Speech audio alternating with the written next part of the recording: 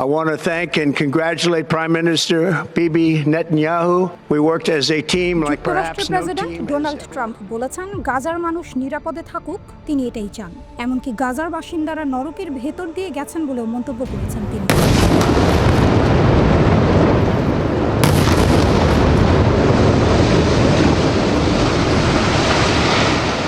শুক্রবার 4 জুলাই এক প্রতিবেদনে এই তথ্য জানিয়েছে বার্তা সংস্থা আনাদোলু। বার্তা সংস্থাটি বলছে, প্রেসিডেন্ট ডোনাল্ড ট্রাম্প বৃহস্পতিবার এক বক্তব্যে বলেন, তিনি চান গাজার মানুষ নিরাপদে থাকুক। তিনি সাংবাদিকদের বলেন, আমি চাই গাজার মানুষ নিরাপদে থাকুক, এটা সবচেয়ে গুরুত্বপূর্ণ। ওরা সত্যিই নরকের ভেতর দিয়ে গেছে। একজন সাংবাদিক তাকে প্রশ্ন করেছিলেন, তিনি কি এখনো চান যে যুক্তরাষ্ট্র গাজা নিয়ন্ত্রণ করুক? এর জবাবে ট্রাম্প এই মন্তব্য করেন। এর আগে চলতি বছরের ফেব্রুয়ারিতে ট্রাম্প প্রথম গাজা নিয়ন্ত্রণে নেওয়ার প্রস্তাব দেন, যা বিশ্বজুড়ে ব্যাপক সমালোচনার সৃষ্টি করে। তবুও গত 3 মাসে তিনি সময়ে সময়ে এই প্রস্তাব আবারও সামনে এনেছেন। They deserve the chance to achieve their extraordinary potential.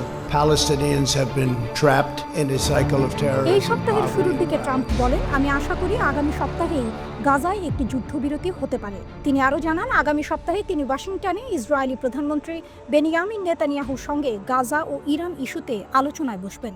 2023 সালের অক্টোবর থেকে ইসরায়েল গাজা উপত্যকায় দমন পীড়নের নামে ব্যাপক সামরিক অভিযান চালিয়ে যাচ্ছে।